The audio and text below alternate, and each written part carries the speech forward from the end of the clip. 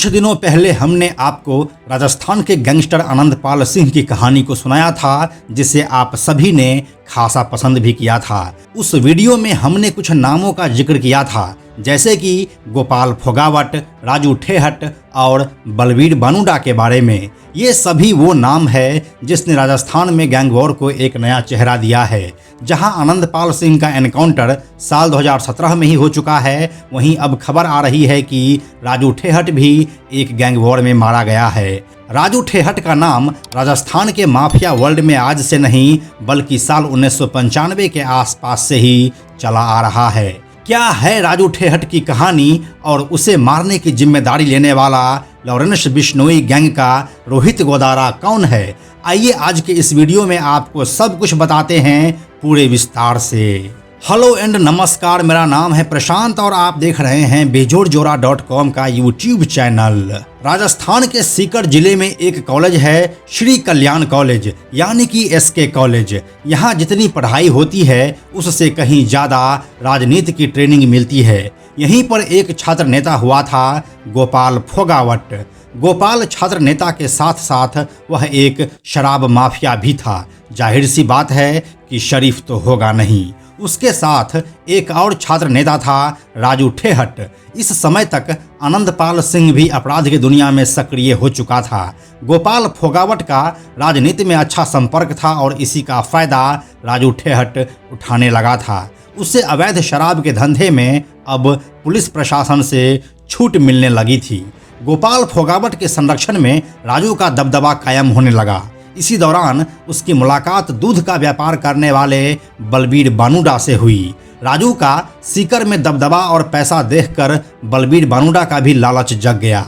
उसने राजू के साथ कारोबार करने की मंशा जाहिर की, जिसके बाद वह राजू ठेहट के साथ मिलकर अवैध शराब का कारोबार करने लगा। साल 1998 में बलबीर बानुडा और राजू ठेहट ने मिलकर सीकर में भेभाराम हत्याकांड को अंजाम दिया था। यहीं से शेखावटी में गैंग वॉर की शुरुआत हो गई। साल 1998 से लेकर 2004 तक बलबीर बानुडा और राजू ठेहट शेखावटी में अवैध शराब के कारोबार का बेताज बादशाह बन गया। इस धंधे में शामिल कोई अगर उनकी जी हजूरी नहीं करता तो वह दोनों उसे रास्ते से हटा देते थे। इसके बाद साल 2004 में राजस्थान में शराब के ठेकों की लॉटरी निकाली गई, जिसमें जीन माता शराब की दुकान राजू ठेहट और बलबीर बानुडा को मिली। यह दुकान शुरू हुई और उस पर बलबीर बानुडा का साला विजयपाल सेल्समैन के तौर पर रहने लगा। दिन भर में हुई शराब की बिक्री का हिसाब किताब शाम को विजयपाल बलबीर बानुडा और राजू ठेहट दोनों को देता था। दुकान से जिस प्रकार की बचत राजू ठेहट चाहता था, वह बचत उसे मिल नहीं रही थी।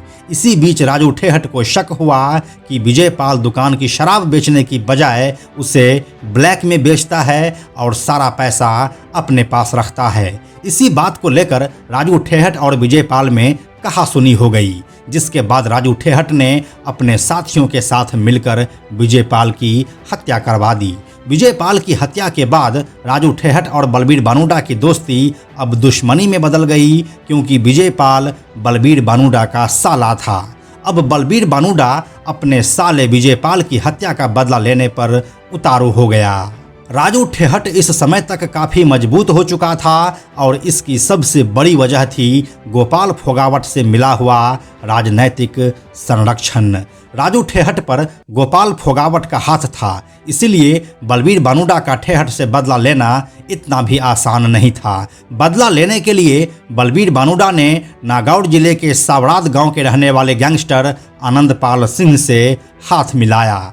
आनंदपाल को भी लगा कि अगर राजू ठेहट को रास्ते से हटा दिया जाए तो राजस्थान के माफिया वर्ल्ड पर उसका एक छत्र राज हो जाएगा। इस समय तक राजू ठेहट अवैध शराब और अवैध वसूली से काफ़ी कमाई कर चुका था। उसके जितना पैसा राजस्थान में किसी गैंग के पास नहीं था। आर्थिक रूप से आनंदपाल और बलबीर बानुडा के मुकाबले वह बहुत ज़्यादा मजबूत था। आनंदपाल और बलबीर बानुडा को राजू ठेहट से बदला लेने के लिए आर्थिक रूप से भी मजबूत होना बेहद जरूरी था। इसीलिए आनंदपाल और बलबीर बानुडा ने शराब और माइनिंग का कारोबार शुरू किया, जिसमें दोनों को फ़ायदा भी मिला और इसी क्रम में चलते चलते उन्होंने अपनी गैंग को मजबूत भी बनाया। दोनों गैंग के गुर्गों के बीच लगातार गैंग वॉर होती रही और दोनों तरफ से खून की नदियां बहती रही। इस बीच राजू ठेहट का अवैध शराब का कारोबार राजस्थान के अलावा हरियाणा तक फैल चुका था। राजू ठेहट को राजनीति से संरक्षण था, इसीलिए एक राज्य से दूसरे राज्य में शराब के ट्रक बिना रोक टोक आने जाने लगे। इसके बाद आनंद पाल और बलबीर बानुडा राजू ठेहट के शराब के भरे हुए ट्रकों को ही लूटने लगा, जिसके चलते राजू ठेहट को आए दिन नुकसान झेलना पड़ता था। राजू ठेहट को और कमज़ोर बनाने के लिए आनंद पाल और बलबीर बानुडा ने अब गोपाल फोगावट को निशाना बनाने का प्लान किया। इंतजार करते करते 2 साल बीत गया। अब साल 2006 आ चुका था। इन 2 सालों में आनंद पाल ने अपराध की दुनिया में कमाल की सीढ़ियां चढ़ी थी। अब वह शराब माफिया से लेकर हर वह इल्लीगल काम करने लगा था जो वह करना चाहता था। साल 2006 के अप्रैल महीने में गोपाल फोगावट सीकर में ही एक टेलर के दुकान पर सूट सिलाने पहुंचा था। इसकी खबर आनंद पाल को लग गई और फोगावट वहीं पर मारा गया। बहुत ही तसल्ली के साथ गोपाल फोगावट को मारा गया था। इस घटना ने आनंद पाल सिंह को अपराध की दुनिया में और ज़्यादा व्यवस्थित कर दिया। यही वो घटना थी जिसने राजू ठेहट को अब बैकफुट पर धकेल दिया था। अब गोपाल फोगावट की हत्या का बदला लेने के लिए राजू ठेहट छटपटाने लगा, लेकिन इसी बीच पुलिस का दबाव बढ़ा और दोनों अंडरग्राउंड हो गया। साल 2012 तक ये दोनों अंडरग्राउंड रहे। साल 2012 में बलबीर बानुडा, आनंद पाल सिंह और राजू ठेहट की गिरफ्तारी हुई तो तीनों में बदले की आग एक बार फिर से सुलग गई।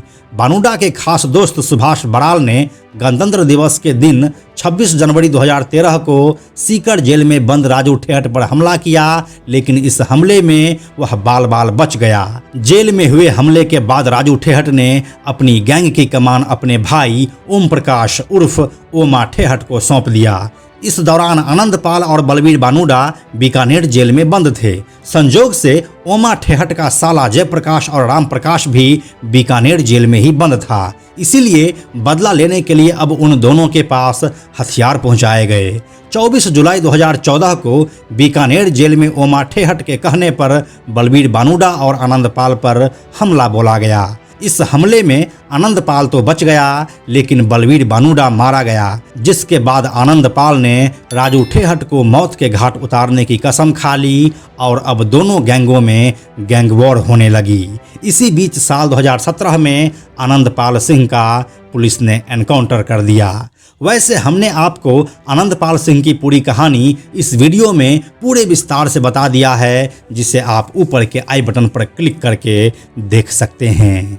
उस एनकाउंटर से लेकर आज तक राजस्थान में कोई भी माफिया खुलकर सामने नहीं आ रहा था।